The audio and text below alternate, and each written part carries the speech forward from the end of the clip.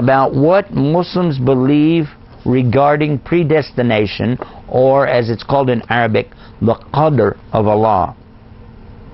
Is this something Muslims believe in?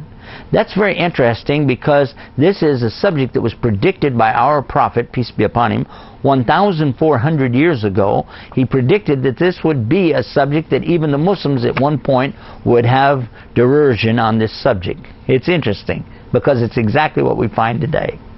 We find that even some of the Muslims are arguing about this point. And there's really no discussion. There's no argument. There is absolutely, in Islam, the belief in predestination. The qadr, or the predestination of Allah. I'd like to reference that because the Prophet, peace be upon him, taught us that in Islam that there are 6 areas of belief that without which you're not really following Islam. You're not really a Muslim. The first is to believe in Allah. Then to believe in His angels, to believe in His books and His messengers, to believe in the Day of Judgment, and to believe in the qadr, or the predestination. So this is definitely something required in Islam to believe in. And if it's a criterion, if it happens to be one of the focal points of belief, then there cannot be 2 opinions about it. So this is something in Islam that even the Muslims need to be reminded. Absolutely there is predestination, meaning that Allah knows, and not only that, He causes what's going to happen. He knows what will happen because He is actually responsible.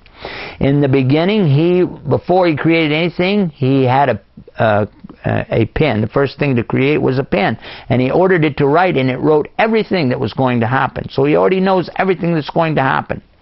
Now, what we're responsible for is not what happens. We're responsible for our attitude about it. Because we don't really control the universe. We don't even control what's going on around us. You won't know tomorrow if you even have a job. You won't know next week if you're even going to be living in the same place. Things happen that we have no control on. Well, Allah, He has full control at all times. But what we're going to be judged on is not the outcome. The judgment is going to be on us, on our intention. Our Prophet, peace be upon him, said, "Innama amalu binniyat." Certainly all the deeds or actions are going to be judged according to what?